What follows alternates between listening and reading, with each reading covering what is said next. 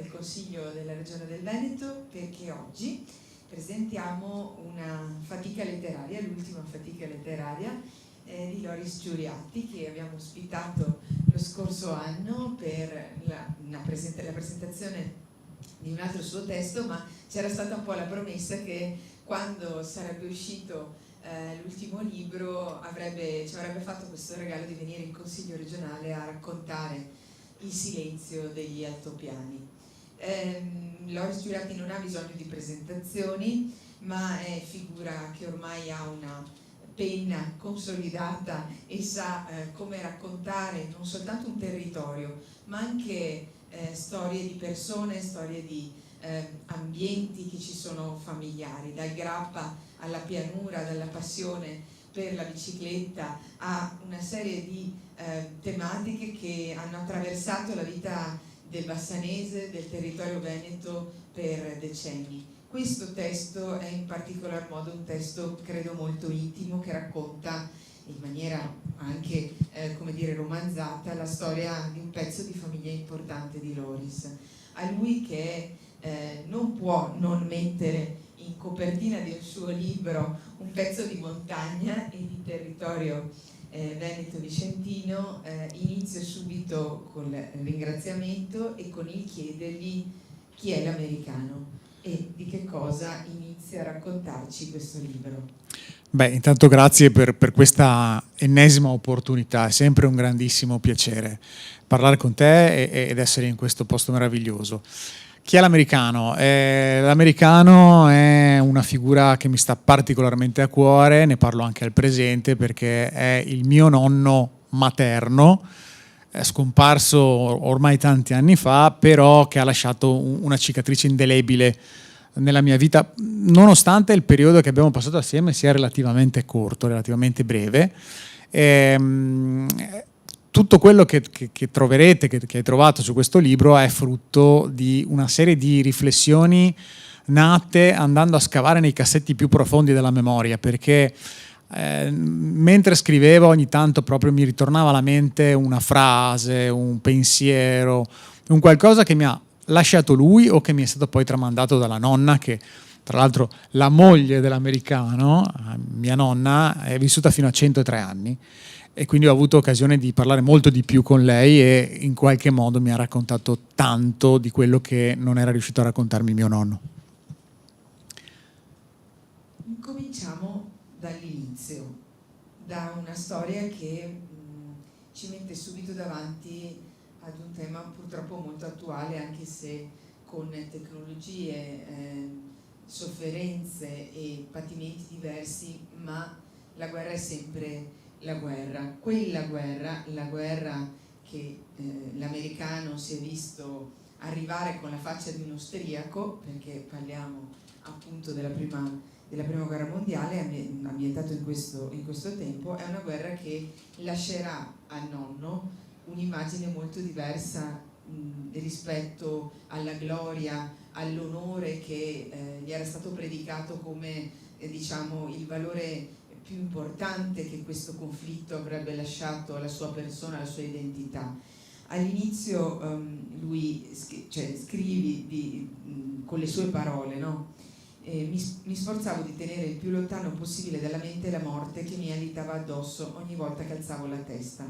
Mi sembrava quasi di vederla in faccia, vestita di nero e con in mano la falce, pronta ad abbattersi su una vittima a caso tra noi poveri disperati. Vedete maresciallo, c'è un maresciallo a cui racconta un po' di cose. In guerra tutto è legato al caso, alla sorte, al momento. In trincea nessuno ci chiamava mai con il nome di battesimo, quasi a voler evitare di dare al destino facoltà di scelta. Che guerra è stata e che cosa ci racconta di tuo nonno e di quel tempo, questa guerra e di quei luoghi anche? La prima guerra mondiale, quella che poi io in realtà fin da piccolino ho sempre imparato a conoscere come la guerra granda. Quindi non l'ho mai. Tra l'altro c'è un aneddoto curioso e divertente di quando ho iniziato veramente a studiarla, che all'epoca, insomma i miei anni ce li ho, era in terza elementare si cominciava a fare la storia in terza elementare, e quindi alle elementari, in quinta si arrivava a fare le grandi guerre, e io ho atteso per 2 anni fino alla quinta, insomma, questa guerra grande, e poi quando la maestra inizia a dire, boh, parliamo della prima guerra mondiale, ero arrabbiatissimo, perché ho detto no, a me non interessa la prima guerra mondiale, io voglio sapere cos'è la guerra grande. Non avevo nemmeno capito che era la stessa cosa, no? Però era una cosa che mi aveva sempre accompagnato fin da piccolo, perché ogni qualsiasi cosa che riguardava il nonno, lui non parlava e mia nonna diceva colpa della guerra grande. A partire dalla mancanza dei capelli in testa, colpa dell'elmetto, al fatto che era taciturno, al fatto che piangeva su certe cose, tutto colpa di sta guerra grande. E l'ho raccontata in 1000 modi. Ho cercato di raccontarla studiandola, seguendo le parole, le interviste in differita, perché ormai da qualche anno non c'è più nessuno di loro. Mancava un pezzo che era un pezzo molto particolare, molto delicato, che era il pezzo che riguardava la prigionia. Mio nonno, quando ho chiesto il suo foglio matricolare, quindi la prima cosa che si fa quando si fa un po' di ricerca storica e si impara a fare ricerca storica è di cominciare con i familiari, no? È un po' la base. E quindi chiedo questo foglio convinto di trovarmi scritto quello che la tradizione orale di famiglia aveva sempre tramandato. Il nonno era un fante del Carso. Quindi prendo questo foglio matricolare convinto che ci sia scritto una posizione particolare del Carso, una battaglia particolare del Carso, e trovo scritto Alpino, battaglione Monteberico. C'è tutta altra parte, perché il Monteberico ha combattuto sul Pasubio, esattamente dalla parte opposta del fronte. E questo mi ha fatto fare 1000 riflessioni. Una dal punto di vista proprio di studioso, mai fidarsi solo della parola, cercare i documenti, e poi anche questo voler in qualche modo mischiarsi con la massa e non voler in qualche modo comparire più di tanto. Perché? Perché oltre a questo su quel foglio c'era scritta un'altra cosa importante: fatto prigioniero il 18 maggio del 1916 sul Col Santo. E quindi mi ha aperto tutto il mondo della prigionia e ho provato a dare un'interpretazione di questa cosa prima da soldato e poi da uomo maturo. Hai detto giustamente, no? Parla con un maresciallo, perché questo libro ha la caratteristica di essere un prima persona. La prima persona ti permette anche dal punto di vista letterario di fare alcune scelte, e una di queste scelte è anche di mettere in piazza l'emotività. All'inizio, quando lui viene catturato e scende, descrive il maresciallo il momento in cui scende dalla montagna, ogni scuro intravede qualcuno che lo guarda malamente, che dice guarda il traditore della patria, ecco i vigliacchi, ecco, dovevate morire sulla montagna e non venire giù, no? Quindi questo è il pensiero che ha, ma è un pensiero perché in realtà nessuno lo dice apertamente. Mentre poi 50 anni dopo, frutto anche di quel cavalierato di Vittorio Veneto che mio nonno ha recuperato 50 anni dopo come tutti e che ha tenuto piegato in tasca, quindi è un messaggio forte, no? Grazie, me lo meritavo, lo dovevo, ma dovevate 50 anni prima mettere bocca, no? Quindi matura, e là io l'ho trasportato nel libro come quasi un gesto dell'ombrello nei confronti di quella cosa. Dicevo, ma no, ho fatto bene a venire a casa, non sarei qua, non avrei fatto una famiglia, non avrei avuto figli, non avrei fatto ripartire l'Italia. Quindi è bene così. E volevo fare questa cosa che ho potuto fare proprio perché ho sfruttato la prima persona, cioè una maturazione in un dialogo che è poi sviluppato in una giornata, perché tutto si chiude in una giornata, però in una giornata lui passa 50 anni della sua vita.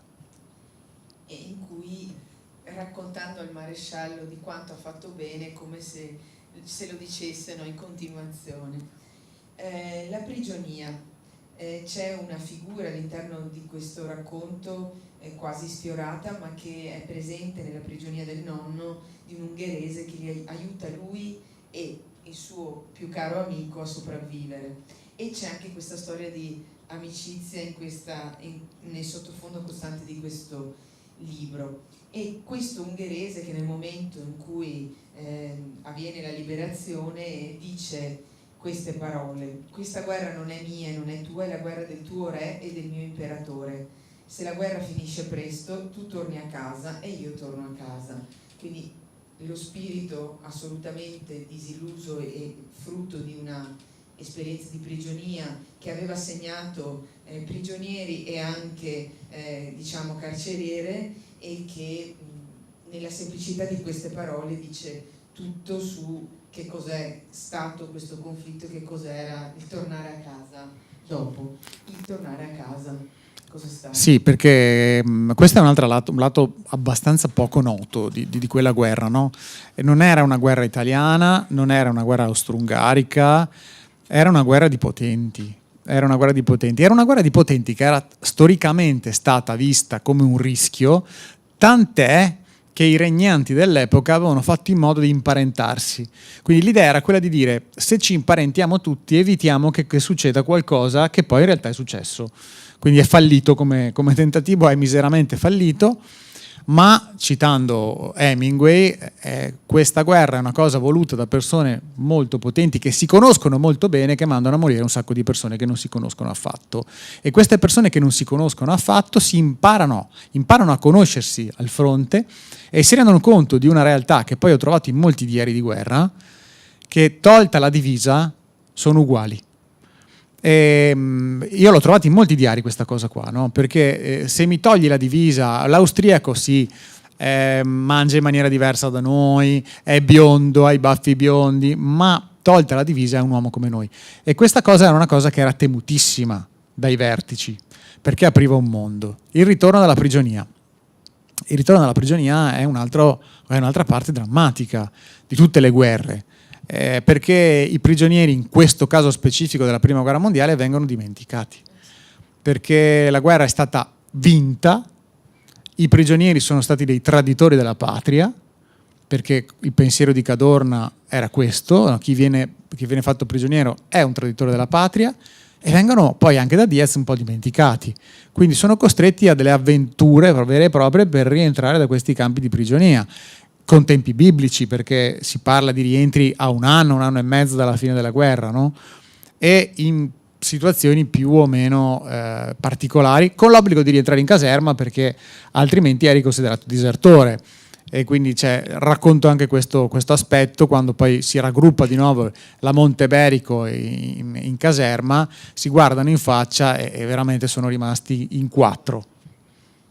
Rimangono in 4, tornano e trovano tutto quello che conoscevano totalmente distrutto, cambiato. In particolar modo tuo nonno, che non è neanche un desiderio, è uno stimolo per vivere a un certo punto, che percorre tutto il libro e che non so se riveliamo, ma è la sostanza del suo desiderio di tornare a casa e della sua spinta ad andare avanti nonostante le enormi sofferenze patite.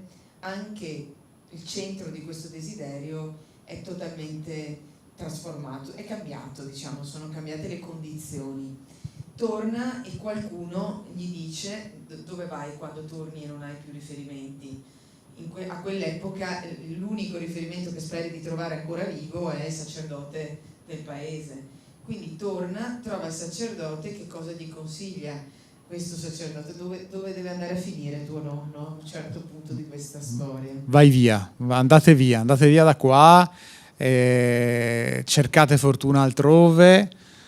Altro dramma dimenticato e che andava raccontato, le seconde linee, le cosiddette seconde linee, o addirittura i margini battaglia, quindi stiamo parlando di tutto il nostro nord, è soggetto a una distruzione, una devastazione procurata dai soldati italiani per necessità, nel senso che l'inverno ha bisogno di scaldarsi, avevano bisogno di scaldarsi, avevano bisogno di mangiare, avevano bisogno di coprirsi, di ripararsi.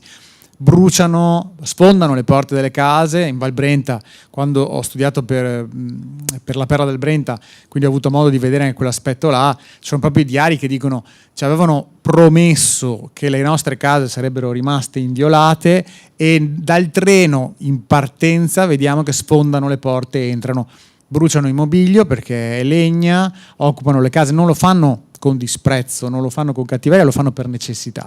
Però poi quando questi tornano nelle loro case, quindi colleghi di quelli che hanno fatto queste cose di fatto, tornano nelle loro case, non trovano più nulla. Non trovano più nulla, e nella nostra zona nasce quello che poi è il fenomeno dei recuperanti, quindi il cercare di recuperare in montagna quello che può servire per far rinascere la pianura. Nelle zone come questa, che è una campagna più lontana, il desiderio di dire me ne vado dove? Quella terra promessa, oltre il mare oceano. C'era questa cosa estremamente affascinante che diceva mio nonno, il mare oceano. Il mare oceano di cui era terrorizzato, però c'era sempre qualcuno che gli scriveva, che gli diceva vieni via. Un cugino che gli scrive dall'America e gli dice cugino venite via dalla schiavitù della campagna, nell'America si esercita e si campa bene, il lavoro non manca e tra i paesani ci si aiuta. Questo miraggio a lui non aveva mai convinto, ma da questo miraggio parte tutta una parte di questo, un pezzo di questa storia che fa una profonda riflessione anche sulla vita dei migranti, su che cosa voleva dire essere migranti in quegli anni, lasciare tutto, lasciare una terra già distrutta per una terra totalmente ignota. E perché e come hai voluto descrivere la vita dei migranti attraverso gli occhi e le paure di tuo nonno? Allora, tutto parte dall'altra parte dell'oceano. Mi sono trovato, insomma, per una questione lavorativa, per un'opportunità importante, insomma, a Chicago. Mio nonno era andato a Chicago, lo chiamava sempre Chicago, a Chicago, sul lago Michigan. Insomma, ero là che guardavo questo posto e facevo questa riflessione: questo è il posto del nonno. E da là poi, parlando con uno storico locale, parlando con un amico che eravamo assieme proprio per raccontare il Veneto sì, Paolo Malaguti, eravamo assieme io e Paolo, e dico Paolo, io ho in mente sta cosa, mi fa sì, vai, merita, è un richiamo fortissimo, perché vedi l'America di oggi e pensi non è l'America di allora, c'era il lago, c'erano i grattacieli, ma c'era il carbone, cioè era un'America che aveva grossissime necessità di carbone e qualcuno doveva tirarlo fuori sto carbone, no? Quindi questo contrasto netto e violento tra l'America che stava crescendo, che stava diventando l'America che noi oggi conosciamo, insomma, quella dei grandi palazzi, dei grattacieli, insomma, l'America un po' snob, se vogliamo, e dall'altra parte invece chi aveva bisogno di alimentare tutto questo nuovo mondo che stava arrivando. E i nostri migranti servono a questo. Ecco che viene chiamato dal cugino, il cugino dice dai stai bene qua, e poi si scopre che in realtà il cugino erano un po' false promesse, anche il cugino lavorava nelle miniere, si era convinto che però quella vita gli permetteva di avere un guadagno, gli permetteva di fare qualcosa che poteva mantenere i figli, quindi questa esigenza, che tra l'altro è un'esigenza dei nostri nonni, chiara, che rimane, no? Faccio tanto, mi spacco le ossa per i figli, per i nipoti, no? Questa esigenza di fare tanto per far vivere meglio quello che vengono dopo di noi, che se ci pensi è un'esigenza che parte dal fare una guerra per avere qualcosa per i figli ed arrivare a questo, e lui parte e va.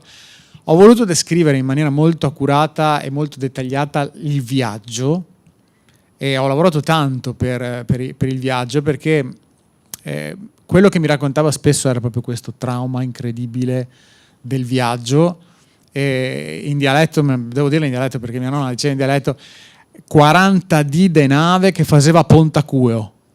Cioè, che voleva dire che probabilmente il mare era leggermente agitato, ma per uno che non aveva mai visto niente era sufficiente per star male. Quindi mi ha descritto poi, e ho studiato, ho cercato di capire cos'era quei dormitori comuni di terza classe. Noi abbiamo in mente la terza classe del Titanic con i violini e la gente che balla. No, erano pagliericci, molto spesso pieni di pulci. Il mare sapete cosa comportava, e quindi nessuno andava più a pulire dopo un po', e quindi immaginatevi gli odori, immaginatevi tutta una serie di situazioni che però non erano situazioni che uno diceva vabbè monto 2 giorni, scendo, e no, dovevi stare comunque. Io allora non ho mai trovato traversate di 40 giorni, ci voleva un po' meno, però dipendeva molto dal mare, quindi può essere che quella in particolare sia durata magari un mese, però il 40 giorni, tra l'altro il numero 40 sai che poi nel popolare è un numero importante, quindi 40 è tanto, la quarantena. e poi arrivavi dall'altra parte e dici, oh, sono arrivato in America, boh, scendo e vado a fare la mia vita. No, Ellis Island, la vita di Ellis Island, ho studiato bene, mi manca solo andarci perché non ci sono andato, ma ho studiato bene cos'era Ellis Island e anche tutto quello che ruotava attorno a Ellis Island, quindi non è che ci fosse giustizia assoluta. Arrivavi e venivi valutato da una platea di guardie che avevano dei loro criteri, e non ultimo il fatto che qualcuno faceva passare qualcuno poco onesto perché sapeva a chi dare la mancia e come dare la mancia. Non c'era assolutamente nessun tipo di remora sui legami familiari, cioè tu tossivi più del dovuto, ti veniva fatta una X con il gesso sulla schiena, sulla giacca, le giacche, gli abiti erano quasi tutti scuri, quindi col gesso si vedeva molto bene. La X voleva dire te ne torni a casa, la H, che voleva dire ospedale, ti mandavano in quarantena finché non guarivi. Quindi era un qualcuno di esterno che a colpo d'occhio, un colpo di tosse, un colorito, ti segnava.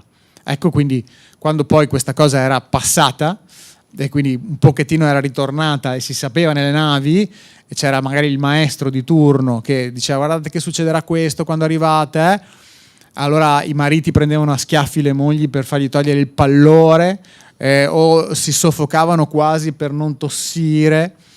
Tutte queste cose che sono passate un po' in secondo piano, ma che fanno parte della nostra storia. E che ci dovrebbero anche insegnare qualcosa sul presente, sul rapporto con l'altro e con la sofferenza dell'altro. La cosa che questa storia in molti punti racconta, secondo me, dopo mi direi se sbaglio, è che tuo nonno, che anche di fronte al maresciallo in questo dialogo parte come quello, siamo andati da contadini, siamo diventati soldati, ma avevamo quegli studiai davanti che mi spiegavano cosa dovevo fare, e anche con il maresciallo mantiene sempre quell'atteggiamento di persona come dire, semplice, che aveva fatto la terza e che quindi era letterato per la sua famiglia, ma che si trovava in una condizione di vita comunque a fare il suo, saper lavorare con le mani, questo gli ha salvato la vita. Ha una crescita questo personaggio con la sofferenza che vive, cioè quante cose ho visto, quante cose ho vissuto, e questa sembra, non so se appunto la leggo bene, una maturazione che anche di fronte ad un maresciallo al quale lui racconta e che capisce, che sa ascoltare, no? Sa ascoltarlo, al quale lui racconta la sua vita, è quasi come se mettesse in fila tutte le sofferenze e le fatiche della sua vita e quanto queste lo abbiano fatto maturare agli occhi di se stesso e degli altri, quanto l'abbiano fatto essere molto più che studiato a un certo punto della sua vita.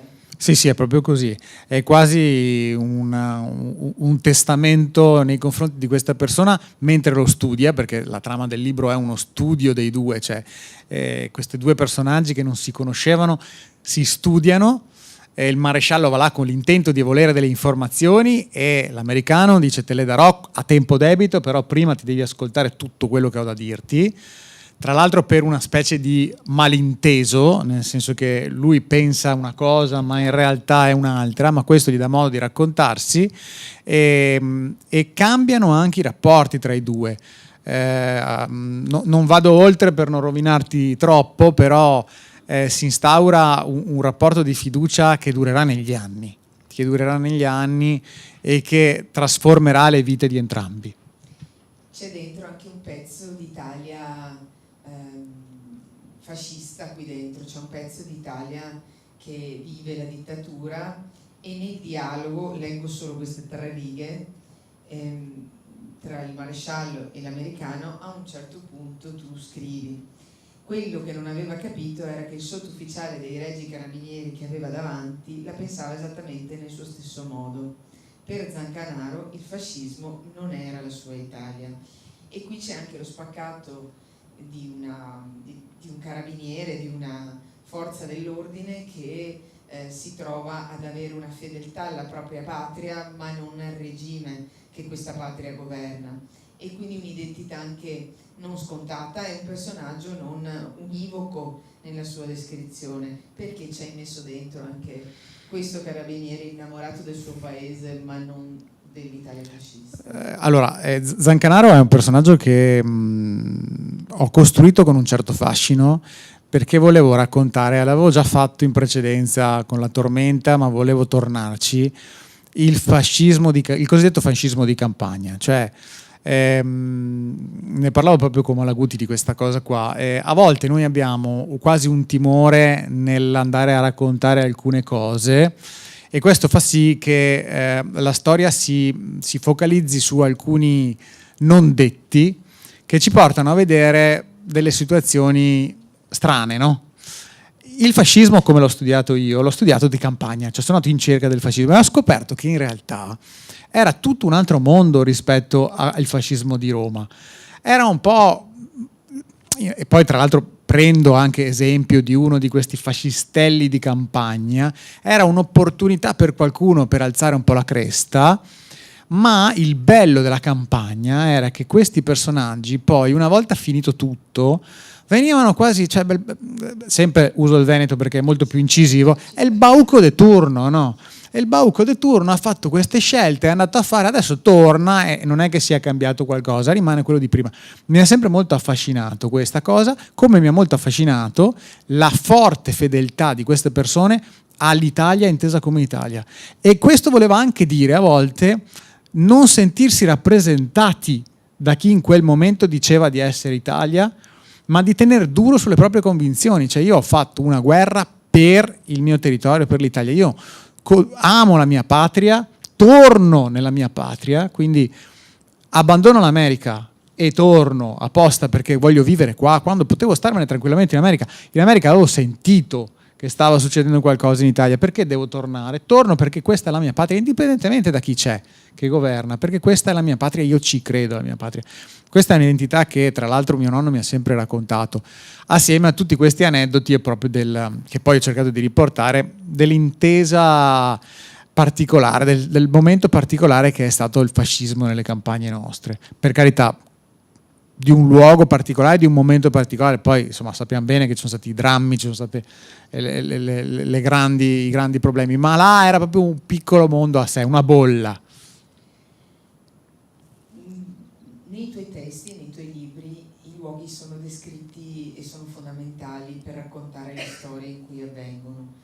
Qui c'è un legame con la terra che si traduce in un ritorno, si traduce anche in un desiderio profondo che percorre il libro. Era un desiderio di tuo nonno, ma è anche un sentire profondo quello che si attraversa quando si legge questo testo. La terra non abbandona mai nessuna delle pagine di questo libro, né quella fangosa e diciamo sporca della guerra, né quella dei campi tanto voluti e amati, né quella dell'America in cui si trova a vivere a un certo punto. C'è l'acqua del mare oceano che terrorizza in mezzo e che fa soffrire, ma la terra c'è sempre. Che significato ha la terra in questo testo per te? Ma io sono profondamente legato alla terra. Sai qual è poi la fatalità della vita? Questa campagna che io racconto è una campagna che abbiamo ancora e che fino a pochi mesi prima dell'uscita del libro l'ha sempre gestita e governata la sorella di mia mamma, la zia Lidia, che ha 91 anni. E fatalità ha voluto che ha avuto un momento adesso in cui non è più in grado di farlo. Sì, beh, lascia stare che fino a 6 mesi... Guarda, ha avuto una lunga discussione ieri sera sul fatto che ci sono ancora... c'è diversa erba da tagliare e che se non lo faccio io va lei col decespugliatore. E questo mi ha riavvicinato però a quella campagna, perché adesso proprio l'ho presa in mano io, ci sto lavorando almeno un giorno, se non 2 alla settimana li passo a lavorare e sembra quasi voluta questa cosa, no? Nel senso che mi sono reso conto di quanta fatica è, e le parole del nonno, ricordati che la terra è bassa, e però quanto questo ti aiuta incredibilmente anche a rilassarti, anche a sentire questo legame molto forte. È un legame tra l'altro che è anche un legame con i vicini, hai bisogno di qualcosa, e che il vicino più vicino è a 1 chilometro, non è che sia proprio dietro l'angolo, ma se hai bisogno vengo a darti una mano col trattore, ti taglio io questa cosa. Questo è quello che sentivo e che ho cercato di riportare. Tita, l'amico di mio nonno, era un suo carissimo, poi insomma l'ho un po', ho cambiato il nome perché poi una parte del libro non è è un personaggio un po' ambiguo, invece questo era un personaggio molto caro a mio nonno, però ho preso spunto da questo personaggio, e io ricordo molto bene i momenti in cui stava per tramontare il sole, quindi avevi finito di lavorare nella campagna, la campagna segue i ritmi della natura, sera d'estate, cosa che ho vissuto l'altro giorno, insomma sono rimasto là fino a tardi, quindi ho rivisto esattamente quel momento, il portico e le 2 sedie di paglia, sto vecchio che arriva attraverso campi, si siede col nonno e la loro discussione è ciao, fine, capito? Ah, no, pazzesca, cioè la capacità che avevano di parlarsi a sguardi, dopo che hanno vissuto tutta la vita assieme, no? E quando mia nonna gli chiedeva ma cosa ti ha detto, parlava 20 minuti, mi ha raccontato di qua, eppure non si erano praticamente detti quasi niente, se non questi Una cosa la devo dire, perché questo libro ha dei punti che non possono non far sorridere nella sofferenza e nelle traversie che l'americano vive, ma ci sono dei pezzi in cui il dialetto entra per forza, perché ci sono delle cose che se non lo spieghi in dialetto non le riesci a spiegare, non hanno quel significato, non hanno quella verve sotto, non hanno neanche quella spinta. Allora a un certo punto si sta parlando dell'avere o non avere voglia di lavorare, di questa famiglia Speranza che incrocia l'esistenza del nonno e che la incrocia in maniera infausta, anche se poi la sua vita prenderà una piega proprio a seguito anche di un episodio che gli capita quando è bambino, e a un certo punto tu scrivi rispetto a questo capofamiglia degli Speranza che andava a pontificare, a raccontare in osteria. Nessuno in osteria lo ascoltava più del dovuto. Era noto a tutti che gli Speranza di famiglia avevano poca volontà di lavorare e ancor meno acume per gli affari. Va là, se sa che voi Speranza siete nati con braccio più corto, uno più lungo e il fia curto, gli diceva Beppino, quando Vittorino ripeteva come una cantilena sempre la stessa storia. Ecco, sta roba del braccio corto e braccio lungo, casa mia cioè è sempre stato il pane quotidiano. Quando mio padre doveva definire qualcuno in questa etica del lavoro indefessa che ha percorso tutta la sua esistenza, e quando doveva definire qualcuno come uno che non aveva voglia di lavorare diceva il braccio più corto, uno più lungo, e io me la ricordo credo come una delle prime espressioni di casa mia. È un mantra, è intraducibile. Ed è intraducibile, cioè, e uno dice ma perché? Cioè perché vai peggio a lavorare di conseguenza? Però è una delle espressioni dialettali che troviamo all'interno di questo libro. E forse te l'ho già chiesto l'altra volta, ma non sono certa. Mi perdonerà chi ci ha seguito e ha a memoria tutte le interviste di un anno fa. Che cos'è il dialetto veneto per te anche all'interno di questi racconti? Cosa ti aiuta a spiegare? Io sono cresciuto io lo dico sempre, insomma, ho iniziato la prima elementare che il primo giorno di scuola, tornando a casa, mia mamma, come tutte le mamme del mondo, mi chiese cosa ti hanno detto a scuola, cosa hai imparato. Ovviamente sto facendo la traduzione simultanea e io gli ho risposto guardandola, non ho capito niente perché parla Taiyan. Perché io a casa ero cresciuto come tanti della nostra generazione con una nonna che parlava una forma arcaica di dialetto veneto e quella era la mia lingua, quindi ho avuto difficoltà ed è rimasta la mia lingua, il dialetto. Quando posso lo uso, quando devo marcare lo uso. Lo sto insegnando anche a Paolo, a Malaguti, perché lui non è nato proprio, cioè, facciamo delle lunghe chiacchierate in dialetto, io intanto mi dice parla, spiegami, e l'abbiamo portato in America. L'abbiamo portato in America, quindi ai ragazzini americani provate a dire quali sono le 2 parole che hanno affascinato di più l'America, e potrebbe essere che anche Trump le usa prima o dopo, perché l'abbiamo veramente usata dappertutto: freschin e pantegana. Mi piacerebbe sapere in inglese, per favore, come avete tradotto freschin, perché io sono tornata dal mio viaggio negli Stati Uniti con 19 donne da tutto il mondo che non parlavano ovviamente una parola italiana, e ho lasciato loro in eredità a par carità, però con l'espressione anche un po', come dire, stupida. Però Freschin, vorrei capire come la è stata durissima perché se ci pensi Freschin è una di quelle parole che è difficile tradurre in italiano. certo. Cioè non c'è proprio, quindi tu devi immaginatevi l'odore tipico, cioè dirla in inglese ci abbiamo messo un bel po', e Pantegana, probabilmente per il suono, Pantegana, piace molto, quindi ad un certo punto noi dovevamo fare dei lavori con i ragazzi delle scuole americane, dovevano costruire delle mini storie e abbiamo capito quasi subito che il luogo ideale per ambientarli, per riuscire a farli entrare nel pezzo era Venezia.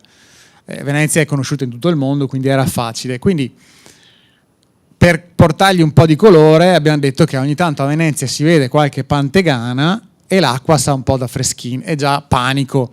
Però poi abbiamo trovato delle situazioni dove hanno inserito Pantegana ovunque. Cioè, pensate che io ricordo, e anche Paolo ricordiamo sempre, un ragazzino che ha inventato una storia fantasy dove la Pantegana diventava il nuovo Doge di Venezia. Quindi comandava Venezia e aveva tutta questa... È una situazione estremamente simpatica, però il dialetto veneto spacca, non tanto perché è compreso, ma perché ha proprio questa sonorità che piace molto.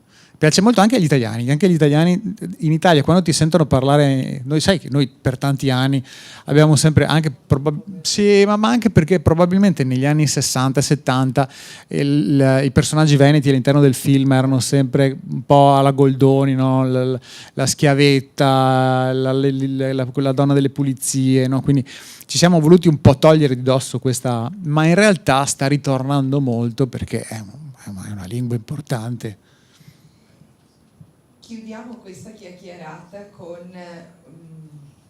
un pezzo che in realtà è nella prima metà del libro e che mi riporta un po' al ragionamento che avevi fatto all'inizio.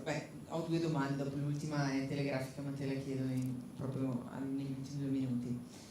A un certo punto nella descrizione della battaglia, che era molto diversa, dicevamo prima, dalla gloria che si pensava di trovare, tuo nonno scrive: urlavano e sparavano come dei matti, anche se i loro occhi tradivano la nostra stessa paura, parlando degli istriaci. Non avevo fatto nemmeno in tempo a prendere in mano il fucile per difendermi che mi trovai già una baionetta puntata alla gola. Oltre la baionetta, in fondo alla canna del fucile, c'era uno striaco biondo, con le mani tremanti e lo sguardo feroce, che digrignava i denti bianchi sotto i baffi radi di un boccia che vuole darsi l'aria di un uomo fatto, ma resta pur sempre un boccia con il fucile in mano. Chiusi gli occhi e alzai le braccia in segno di resa. Che altro potevo fare? Speravo solo che avesse capito che mi ero arreso e non mi uccidesse. Lo striaco aveva inteso, lo capì dal suo volto più disteso, aveva compreso che almeno per quella volta aveva vinto lui ed ero suo, un soldato italiano prigioniero. Quando ho letto questo pezzo mi è ovviamente tornato in mente la guerra di Piero, cioè la sensazione di 2 ragazzi mandati al fronte senza sapere che avevano di fronte, con una serie di informazioni e notizie costruite per rendere più feroce l'avversione verso il nemico, ma quando ci si trova faccia a faccia la consapevolezza della stessa paura e dello stesso terrore, che è poi quello che in qualsiasi guerra io credo alla fine ci si trovi di fronte. Di questi tempi, con i conflitti alle porte di casa e con le morti e interi territori rasi al suolo, penso a Gaza, ma insomma penso a tantissime realtà, ciò che succede ancora oggi in Ucraina, la guerra è diventata una parte delle nostre vite, una parte delle nostre quotidianità nei telegiornali o delle manifestazioni per chi si è sentito chiamato a scendere in piazza e a dire basta. Quella guerra lì, quegli occhi lì, quella paura lì, oggi che cosa ci dovrebbero insegnare? Guarda, io penso sempre a 2 cose. Una è una riflessione un po' così sciocca se vuoi, ma reale. Se la paura fosse accumulabile, ci sarebbe energia per mandare avanti, la paura delle guerre fosse accumulabile, ci sarebbe energia per mandare avanti il mondo per i prossimi 1000 anni. Perché ogni guerra è paura da entrambi le parti E la cosa più triste invece è che questa paura, che è vista dall'ottica nostra, quindi da esterni, può aiutarci a rallentare questo terribile fenomeno, passa sempre più in secondo piano. Basta un evento, adesso non ti parlo dei mondiali di calcio perché vanno soprattutto, ma basta anche, seguendo i telegiornali nei mesi scorsi, bastava anche un elemento sportivo, un qualcosa, e già la notizia andava in giù. Noi sappiamo bene che le notizie che colpiscono di più nelle scalette dei telegiornali sono quelle che vengono dette per prime. Più giù va e più è una notizia che fa meno clamore, meno interesse.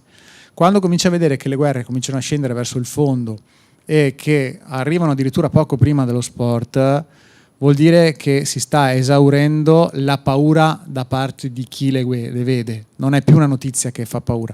Il fatto che questo non faccia più timore le porta a entrare nella quotidianità, e questo porta all'abitudine, e l'abitudine vuol dire che le guerre non hanno nessun stimolo per essere terminate, per finire, rimangono là. Non esiste, uno dei termini che viene usato spesso in storia e che viene smentito immediatamente è guerra lampo, perché si possono contare su una mano, si avanzano delle dita su quelle che realmente sono state guerre lampo, e il risultato è che poi si trascinano per anni. Adesso io vorrei chiedere, così lo faccio nelle scuole, chiede ai ragazzi quante guerre ci sono secondo voi al mondo, no? 2, 5, 6, e invece siamo a una cinquantina. Questo vuol dire che ce ne sono tantissime che non sappiamo ci sono o che vengono dimenticate. Ultima domanda e poi ringraziamo Loris negli ultimi secondi che ci restano. Che cosa ti ha insegnato di tuo nonno questo libro che hai scritto? Mi ha insegnato tanto, perché in qualche modo sono riuscito a recuperare, a fare, come ti dicevo all'inizio, a fare questo sforzo piacevole di andare in cerca di tutti quegli aneddoti, di tutte quelle curiosità, e mi ha insegnato il rispetto per la natura, ma questo fin da piccolo me l'ha sempre insegnato. E mi ha insegnato anche e soprattutto che nel tempo le idee si possono cambiare. Bisogna avere il coraggio di cambiare un'idea, quindi non rimanere sempre sulla stessa cosa, ma di decidere anche che ho sbagliato, ammettere l'errore e dire forse adesso la strada da fare è un'altra. Se poi sbaglio ancora, mi correggo ancora. Grazie a Loris Giuriatti per essere stato con noi. Dopo la tormenta di San Giovanni ci ha portato il silenzio degli altopiani. È un libro che non lascia né indifferenti, né quando hai finito di leggerlo non sai proprio come l'hai iniziato, perché non solo ti riporta a un altro mondo, ad un'altra storia, ad altre vicende, ma all'autenticità di rapporti umani che come dire, spesso in questi tempi rischiamo di dimenticare o di accantonare. È un grazie grande quello per aver scritto questo testo e per avergli dato questo titolo. Vi invito poi a leggerlo per capire bene perché fino in fondo e come è cambiata e perché è cambiata con un patto di sangue la vita del nonno di Loris, e quindi veramente l'augurio di in quest'estate magari potervi fare attraversare dalla storia dell'americano, dall'oceano mare e anche dal personaggio del maresciallo Zaccanaro, che può raccontare qualcosa di speciale. Grazie Loris per aver voluto condividerlo con noi. Grazie a te e grazie a tutti voi di essere qua. Grazie.